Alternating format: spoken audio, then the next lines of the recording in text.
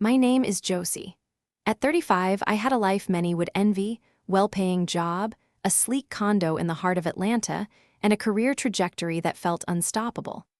I'd carved my niche in the fast-paced world of marketing, where turning abstract ideas into campaigns was my second nature. From the outside, my world looked like a polished Instagram post, complete with the perfect work-life balance. My friends would often call me a boss. I had everything in place, except one thing: peace. There was always a hum in the background of my life. The hum of constant deadlines, the hum of chasing big ideas and bigger promotions, the hum of a marriage that was starting to feel like a background noise in a room that no longer fit me. But I didn't want to admit that to myself, so I kept going, kept climbing, kept smiling. It was easier that way. It all started to unravel one cold night in Seattle. I'd flown out for a client meeting, staying in a hotel that had a view of the skyline, its lights twinkling far beneath me. It was supposed to be a routine trip, another 48-hour stint of PowerPoint presentations and back-to-back meetings, followed by a quiet evening in a hotel room. I was curled up in bed, going over the next day's presentation, when my phone buzzed. The voice on the other end was calm, too calm. "Josie, I'm done. I'm marrying Stella. I've already sold the condo and the car. So, goodbye." The words were clear, deliberate, like a script he had rehearsed, every line smooth and cold, each syllable cut like glass. Nolan, my husband of 5 years, had just told me he was leaving. For her, I froze, my hand gripping the phone as if I could somehow keep him from slipping away. My mind raced and my heart thudded in my chest, but I didn't say a word. I didn't scream, didn't cry. I just exhaled as though I'd been holding my breath for far longer than I knew. "Okay," I whispered. There was a long pause on the line. I could almost hear him expecting me to break down, to beg him to stay. But I didn't. Maybe it was the shock, or maybe it was the calm that had settled over me in that moment, but I didn't feel the devastation I thought I would. Maybe I had been waiting for this, waiting for the other shoe to drop. The truth was, our marriage had been fraying for months, maybe even years, and this phone call, this final blow, just made it official. Before I even thought about the future, I thought about the past, about who I was before Nolan ever entered my life. I'd come from a small suburban town outside Atlanta, where I was the quirky kid who organized neighborhood talent shows and kept notebooks full of half-formed ideas. My mom, a school teacher, always encouraged me to dream big, while my dad, a mechanic, taught me how to stay grounded. They weren't wealthy, but they made sure I had every opportunity, scraping together enough for me to go to college on a scholarship. Emory University. That was where everything started. I majored in marketing, but what I loved most wasn't the theory, it was the creativity, the art of crafting stories that would make people believe. And as much as I loved the books, the records, and the little quiet moments I found outside work, I was focused on one thing: success. After graduation, it wasn't easy. I had to hustle. Rejection after rejection came my way. But eventually, I landed a job at a tech firm in the city. It wasn't my dream company, but it was close enough. My sister threw me a party when I got the offer, saying I was destined for greatness, but I was just trying to keep my head above water.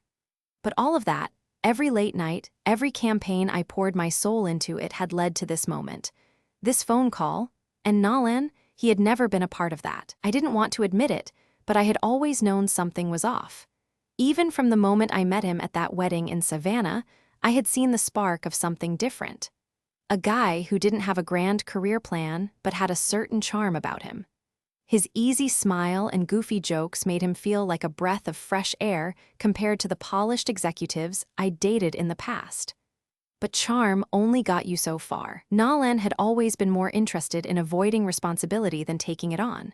Sure, he helped around the house at first, but slowly that faded away. My workdays were long, my nights even longer. And by the time he was laid off from his retail job, the house we had built together was starting to feel like a ghost town. I came home to empty rooms, takeout boxes piling up, and him slumped on the couch, lost in video games. I kept going. I kept working, kept pretending that things would magically improve. But deep down, I knew they wouldn't. That's why when Nolan's voice came through that phone line in Seattle, so matter-of-fact, so unbothered by what he was doing, I didn't react the way I expected. It wasn't a shock. It was the conclusion to a story I had been reading in slow motion for months. But in that quiet hotel room, with the city lights flickering outside, I made a choice. I wasn't going to beg. I wasn't going to fight for something that was already gone. I would fight for myself instead. The next morning, I sat on the edge of the hotel bed, my phone silent in my hands, my mind racing through 100 thoughts. Nolan's call had felt like a dream, disjointed and surreal, but there was nothing dreamlike about what was happening. This was real. This was my life, falling apart in real time. I'd spent the past few months bracing for this moment, telling myself that if it came, I'd be ready. But how can you ever really be ready for something like this? Even though my heart was stone cold, I couldn't shake the feeling of betrayal. I had to focus. I needed to process everything later. First, I had work. I had a job I loved, a career I'd fought for, and a company depending on me. I couldn't let the chaos of my personal life bleed into everything else, so I threw myself into that. That evening, I sat in a conference room in downtown Seattle, pitching an idea I knew would knock it out of the park. I felt a strange calm as I spoke. I was on autopilot, my brain working on its own while my heart was still stuck in that hotel room, a million miles away from the boardroom table. When the meeting was over, I stepped outside, staring at the gray, overcast sky of the Pacific Northwest. It felt like the world was watching me, waiting for me to break. But I didn't. My mind kept drifting back to the man I had married. Nolan, how had we gotten here? We had once been so full of potential. When we met at that wedding in Savannah, it had felt like fate. He was everything I thought I wanted. A small-town guy with a big heart, someone who could make me laugh without trying. We had spent hours talking that night, his deep brown eyes locking onto mine as if he could see right through me. Back then, I had been drawn to his simplicity. He wasn't chasing corporate success or trying to climb some ladder. He was just living, and somehow that felt like a breath of fresh air. My life had been all about ambition and achievement. I needed someone who could remind me of the joys of living without all the pressure. But that spark faded quicker than I wanted to admit. We married, and I poured my everything into building a life together. The condo we bought felt like a symbol of that future. I had saved every penny for it, thinking that it would be our foundation, our base where we could start building our dreams. But instead, it became a symbol of everything wrong. Nolan hadn't grown into the partner I thought he would be. It started small. I'd come home after long days and the kitchen would be a mess. Nolan would be on the couch, remote in hand, eyes glued to the screen. When I asked him to help, to take some responsibility, he'd shrug and say, "It's your thing now, right?" His charm, his easygoing nature, had shifted into a dependency that I couldn't ignore anymore. And when his job at the retail store fell through, I thought he'd find something else. I thought he'd get up, dust himself off, and do whatever it took to provide for us. Instead, he got lost in gaming, in this world where nothing mattered except the screen and the next virtual mission. And then came the worst part, the distance. The silence between us grew so thick it felt suffocating. I spent my nights alone, buried in work, while Nolan sat in his streaming room, hidden behind the glowing light of his gaming setup. I didn't even know who he was anymore.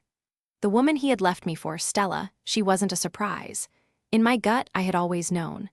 There had been late nights, secretive phone calls, and a sense that Nolan was slipping away from me. But I had ignored it.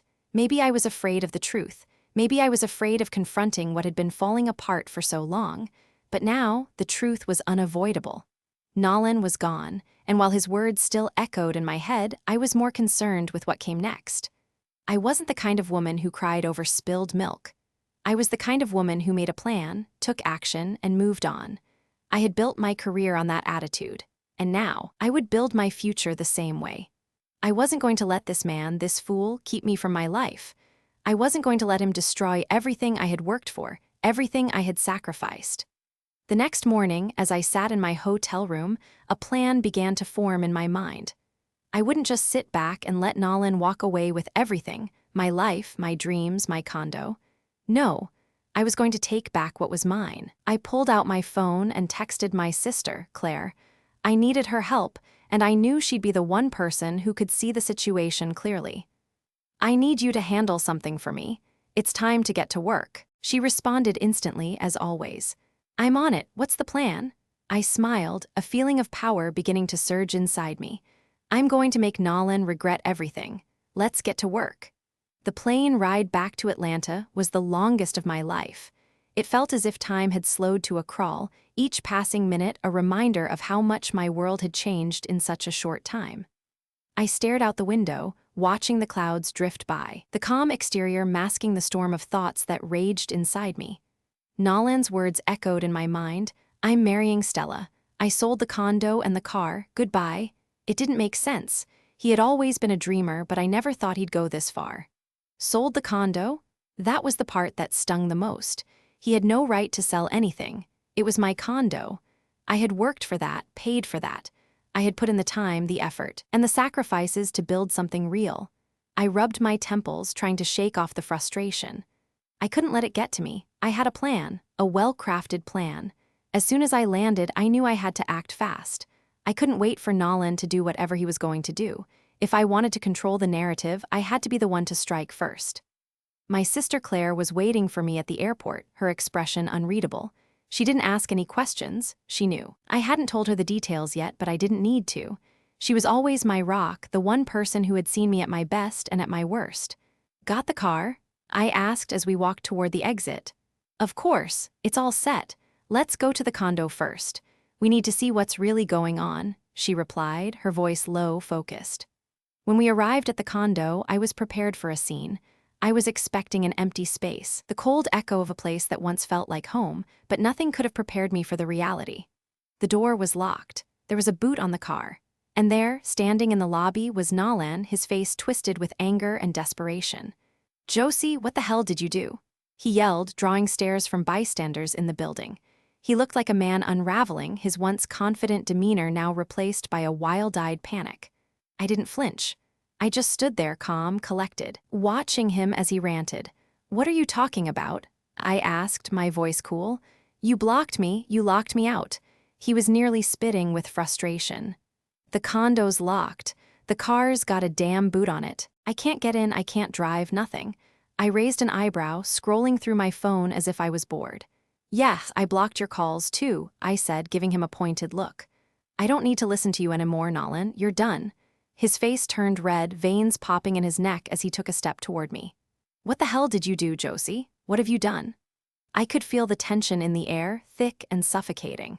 But instead of backing down, I stepped forward, slowly pulling my phone from my bag and holding it up in front of him. You said you sold the condo and the car, right? Well, guess what? They're still here. His eyes widened, his mouth opening and closing as if he didn't know how to respond. What? How is that possible? I smiled, a cold, calculating smile. You didn't think this through, did you? The condo's in my name, Nolan. All the paperwork's at my parents' house. You can't sell it without me. His jaw dropped, the realization crashing over him like a wave. He stumbled back, unable to speak, but I wasn't done yet. I took a deep breath and pulled out a few photos from my purse. Oh, and here's another thing. I dropped the photos at his feet. He bent down to pick them up, his hands trembling as he looked at the images. Each one was a snapshot of Stella, his mistress, out at clubs, at appointments, living a life that didn't include him. But there was something more in the photos, something that made him pale. There's something else you need to know, I said, my voice sharp. Stella's been using you, you're just another pawn in her game. He looked up at me, his face pale as the truth hit him. What? What do you mean? I pulled up a video on my phone, hitting play. It was from the dash cam in my car, capturing a conversation between Nolan and Stella. Hurry up and divorce that old hag, Nolan. I want you all to myself. Stella's voice chirped, sweet and manipulative. I let the video play out, watching Nolan's face as the truth crushed him. His eyes grew wide, disbelief taking over. You knew about Stella? He asked, his voice shaking. I've been gathering evidence for a while, I replied. Your mistake was using my car. The dashcam records inside too, you know. I paused the video just as he tried to make sense of what he was seeing. He wasn't the man he thought he was anymore. I had seen it all, every lie, every betrayal. Did you know she was just using you for your fame? I asked, my voice steady. She chases streamers like you, Nolan. You were just her latest mark. He dropped to his knees, clutching one of the photos in his hands, his face a mask of regret. No, she's my soulmate. He muttered, the words barely a whisper. I almost felt sorry for him. Almost. But then I remembered all the times I had cleaned up his mess, all the times I had carried the weight of our life together. I couldn't feel sorry for him. I stood tall, holding my phone up for one final shot. One more thing, Nolan, I said, voice sweet but deadly. This is live. 5 million people are watching you fall apart. I watched him crumble. His world, his carefully constructed image, shattered in front of millions. And as his screams echoed through the building, I felt a strange sense of satisfaction. This wasn't about revenge. It was about taking back my life. The following days felt like a blur, but they were also the calmest I had felt in years. I had been waiting for the storm, bracing myself for Nolan's reaction, but I couldn't have imagined just how fast everything would unravel. The airport showdown, the live-streamed video, and the photos, they all made waves. And not just the small ripples I expected. The fallout was swift and brutal.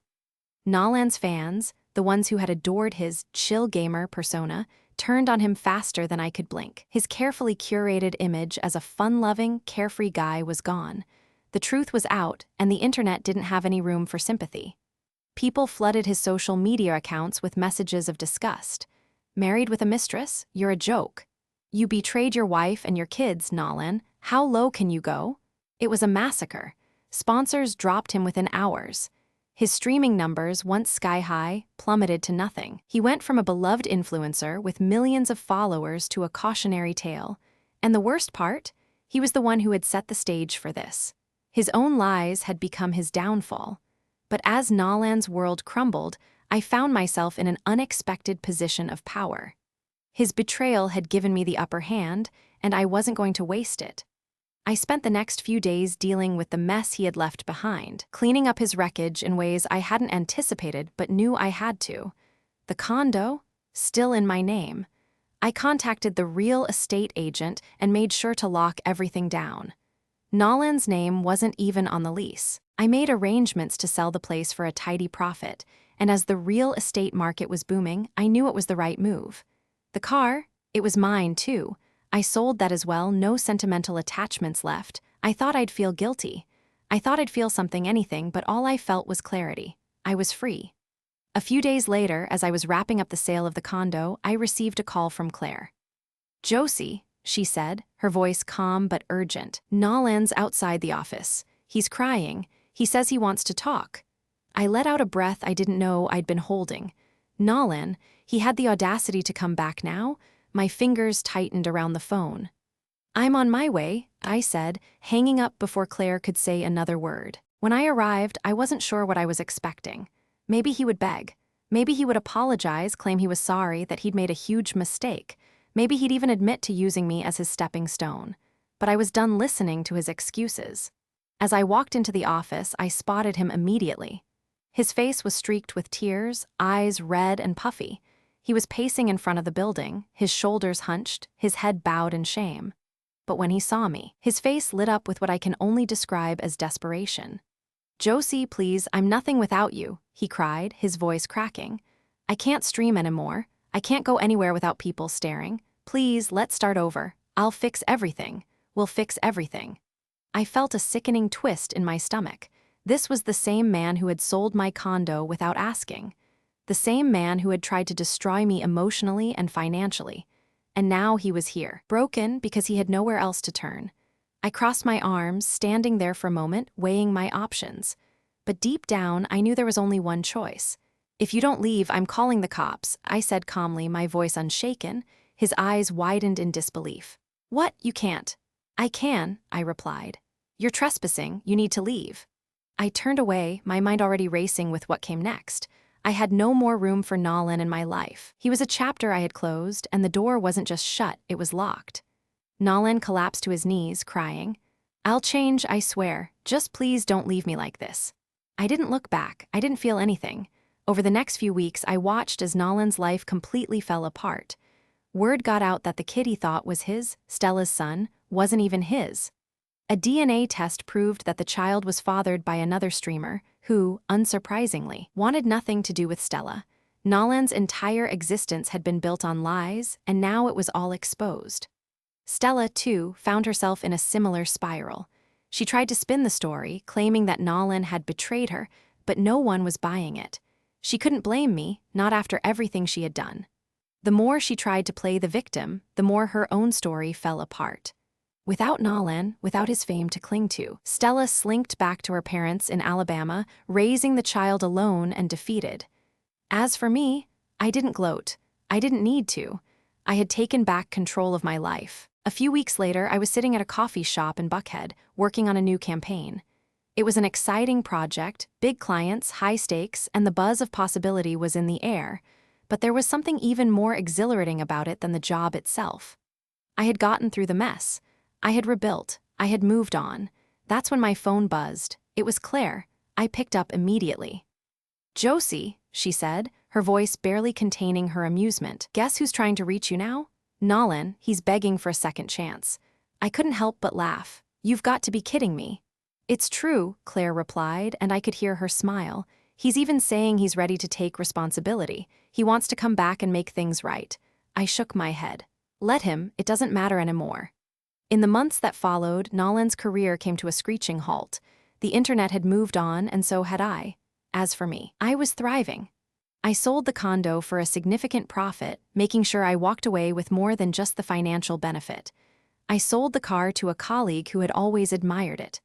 With that, I bought a new loft in Atlanta's West End, a bright, spacious place with hardwood floors and a pet-friendly policy. It was my own, completely mine. I adopted a scruffy little rescue dog, Biscuit, who quickly became my best friend and constant companion. I poured myself into my work, leading campaigns that lit up Times Square billboards. And when I came home, I had a warm welcome waiting for me from Biscuit's wagging tail. Claire came over the day I moved in, and we cracked open a bottle of wine. She raised her glass, a knowing grin on her face. "You dodged a bullet, Josie." I laughed, clinking my glass with hers. Lesson learned, no more cute smiles. And just like that, I was free. It's funny how life has a way of bringing back old ghosts when you least expect it. After everything that had happened, I thought I had cleared my slate, had moved on. But the universe, as it so often does, had other plans. The weeks following my escape from Nolan's drama were nothing short of liberating. My new loft in West End was everything I'd ever wanted: quiet, private, spacious, and full of potential. I threw myself into my career, gaining momentum with new campaigns that only further cemented my place in the industry. My life felt like it was finally my own, with no one else's baggage weighing me down. And then one night, out of nowhere, a message from an unfamiliar number pinged my phone. "Hey Josie, it's Nolan, can we talk?" The message felt like a punch in the gut. It was so simple, yet so loaded. How had he even gotten my number? I didn't know, nor did I care. The mere thought of it made my stomach churn. My thumb hovered over the screen for a long time. The old me, the one who had tried to salvage something from the wreckage of my past, might have considered replying. But that woman was gone. I stared at the message. For a second, I almost wanted to laugh. What could Nolan possibly want? After everything he'd done, he had lied, betrayed me, used me for his own gain, and now he was asking for a conversation. I slid my phone onto the counter and took a deep breath. It was done. There was nothing to say. And yet, as if on cue, my phone buzzed again. "I'm sorry. Please, let's talk. I owe you that much." The message was less insistent but more desperate. Nolan had always been like this, never knowing when to stop. He'd never known how to leave well enough alone. I glanced over at Biscuit, who was lounging lazily on the couch, looking at me with those big, innocent eyes. I took another breath, then picked up the phone. "There's nothing to talk about." I pressed send, and just like that, I felt lighter. There were no loose ends anymore, no unanswered questions. The phone stayed quiet for the next few hours. But the next morning, I found an unexpected letter waiting for me on my doorstep. I ripped open the envelope with a mix of curiosity and annoyance, wondering who the hell would have the nerve to send me something after everything that had happened. Inside was a handwritten letter from Nolan. It read, "Josie, I'm sorry for everything I put you through. I'm sorry for not seeing you for who you really are. When I look back at everything, I realize how badly I screwed up, how much I hurt you, and how selfish I've been. You were always the one person who never asked for anything, yet I took everything from you without even thinking twice. I don't expect you to forgive me, but I need you to know that I'm working on becoming a better person. I know it's too late for me to fix things between us, but I wanted you to know that I see everything now. If there's any chance for us to talk, I'm here, but if not, I'll respect that. Just know that I truly regret everything. Nolan, ****. I stared at the letter for what felt like an eternity, turning the words over in my mind. The apology was real, that much was clear. But it didn't change what had happened. It didn't erase the wreckage he had left behind. I folded the letter slowly and dropped it in the trash, not out of malice, but because I knew it was the right thing to do. I didn't need his apology. I had already forgiven him in my own way. Forgiveness was something I'd done for myself, not him. I walked over to the window and looked out at the city. The sun was just rising, casting a soft golden light over the streets. For the first time in a long time, I felt at peace. A few weeks passed, and I didn't hear from Nolan again. I assumed that was it. That was his final attempt to re-enter my life, and he had given up. Until one day, out of the blue, I got a notification. It was a live stream notification. A familiar face filled the screen. It was Nolan, and he was live. I hesitated for only a second before clicking on the link. What was he up to now? Was this his grand comeback, or was it just another desperate attempt to regain some relevance? The stream was filled with comments, and at first it seemed like any other live stream. But then Nolan spoke. I owe everyone, especially Josie, an explanation. If you're watching this, Josie, I just want you to know that everything I've done was wrong. I used you, lied to you, and I'll never be able to take that back. But I've spent the last few months trying to better myself, trying to become the man I was supposed to be. Not just for me, but for everyone I hurt. He paused, the weight of his words hanging in the air. I know some of you probably hate me, and I don't blame you, but if anyone's out there watching me now, especially Josie, I just want you to know, I'm sorry. I watched the stream for a few moments longer, my mind racing. I could feel the rawness in his voice, the sincerity, but I also knew it didn't matter. He had made his bed, and now he had to lie in it. I turned off the stream and set my phone down. I had already moved on. My life wasn't about chasing the past anymore, it was about moving forward. And then something strange happened. A message appeared on my screen, a DM from someone I didn't recognize. I saw you watching Nolan's stream. Just wanted to say, you're way stronger than I am. I can't even imagine how it must feel to let go of all that. Keep doing you. You deserve it. The message was brief, but it struck a chord with me. Maybe it wasn't the apology from Nolan I needed, but it was a small reminder that I wasn't alone. People saw me. People respected my strength. And for the first time in a long time, I believed it too. As the days went by, I kept living. My work was flourishing. I took on new challenges and more significant projects. Claire had started her own marketing agency, and we were collaborating on several campaigns. The sense of fulfillment I had been chasing for so long was finally becoming my reality. One evening, after a long day of meetings and brainstorming sessions, I went for a walk with Biscuit by my side. The city felt alive, full of possibility. I had no idea what the future held, but for the first time in years, I was excited to find out. Nolan had been a chapter in my life, a difficult, painful chapter, but one that had taught me lessons I would carry with me forever. He was gone, and so was the old version of me that had been tied to him. I was finally free. The next few months felt like the calm after a storm.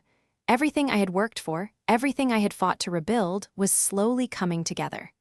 My agency was gaining momentum, I was making new connections in the industry, and my personal life. Well, it was quieter than it had been in a long time, and I liked it that way. But even in the quiet, life has a way of shaking things up again. It started with an unexpected invitation. I was sitting at my desk one Tuesday afternoon, sipping my third coffee of the day when an email popped up from an unknown sender.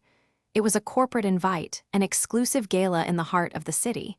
And the kicker, Nolan was listed as one of the speakers.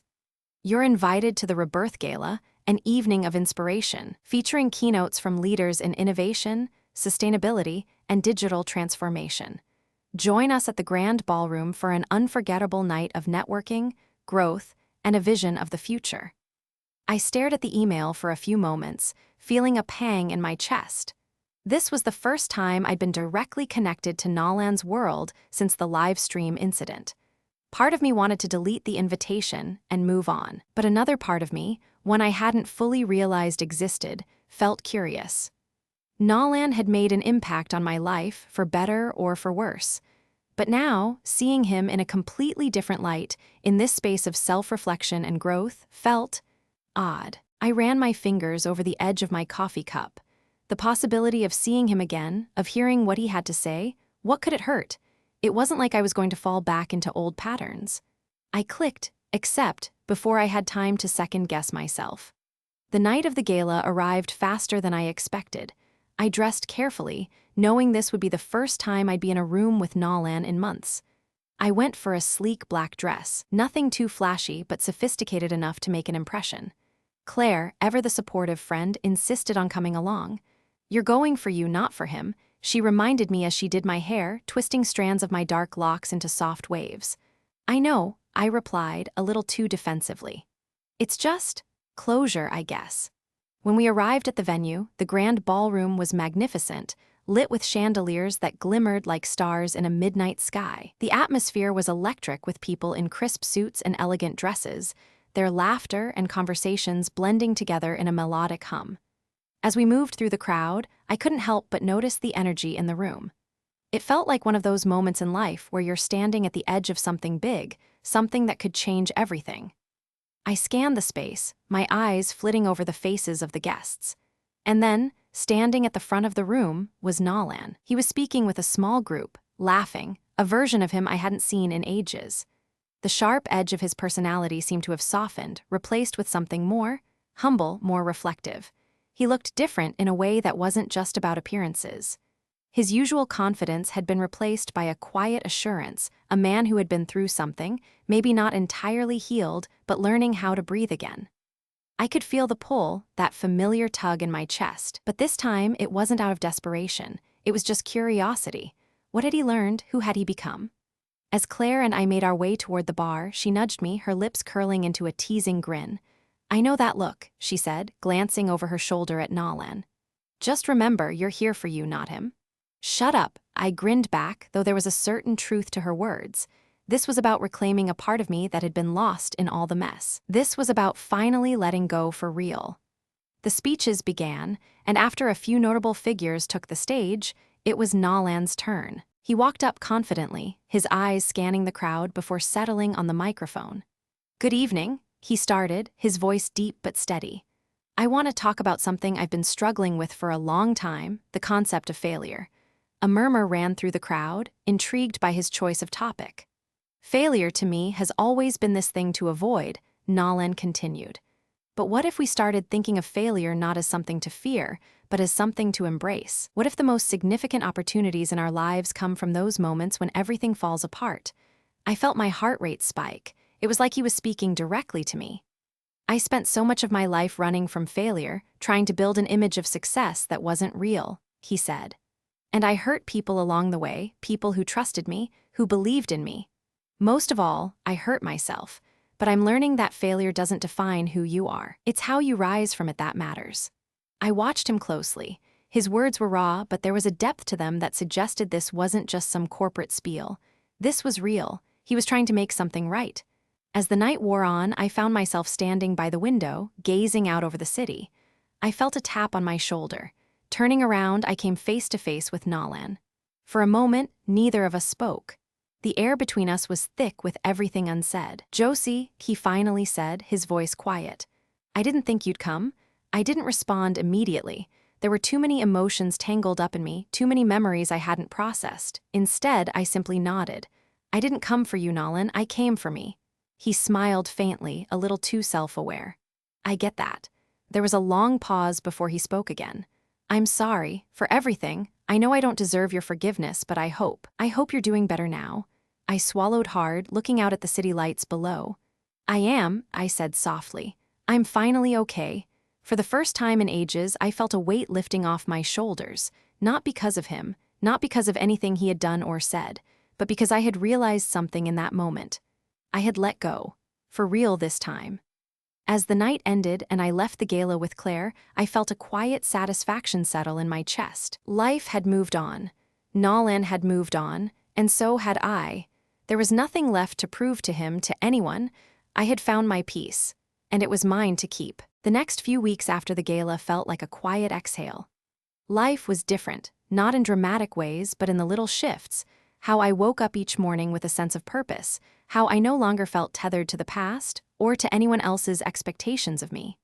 The agency was growing steadily. My team was thriving, the projects we were working on were gaining traction, and I had finally gotten comfortable in my own skin, in my own space. For the first time in a long time, I felt a sense of calm, as if the storm of my life had passed and the horizon was clearer than I ever imagined it could be. Claire was still by my side, as always, cheering me on and reminding me not to take myself too seriously. There were still challenges, there always would be, but I was no longer consumed by them. The past, with all its heartbreak and confusion, no longer had a hold on me. One day, as I sat at my desk reviewing some new proposals, I received another unexpected message. It was from Nolan. "Josie, I've been thinking a lot about what you said that night. I know we can't go back and undo what happened, but I want you to know that I'm committed to doing better in every aspect of my life, from work to personal relationships. I'd like to think that our paths crossed for a reason, and maybe, just maybe, there's something I can still learn from the way you've moved forward. I hope you're still doing well. Nolan." I stared at the message for a few moments. Part of me was surprised that he'd reached out, but another part of me understood it. Nolan had been through a lot too. He had made his mistakes and he had taken ownership of them in his own way, but I wasn't looking for closure anymore. I wasn't waiting for any sort of apology to feel like I had healed. I thought about it for a long time, then typed a simple reply. "I'm glad you're doing better, Nolan. I think we've both learned a lot from our experiences. I wish you the best, truly, take care." It wasn't a grand gesture, and it wasn't meant to open any doors for the past to creep back in. It was simply a recognition that we were two people who had shared something important, something messy, but something that was now, finally, in the past. Later that week, Claire and I met for drinks, something we'd made a weekly tradition since I had begun to get back to myself. We found a quiet spot in a dimly lit bar, and as usual, she was teasing me about my lack of a romantic life. "So, what's next, huh? Any new love interests?" she asked, raising an eyebrow as she took a sip of her drink. I laughed, shaking my head. "I don't think I'm ready for that just yet. Honestly, I'm in no rush. I've got my agency, my friends, and I'm figuring out who I am without anyone else defining it for me." Claire smiled knowingly, as if she knew all along that this was the answer I needed to give.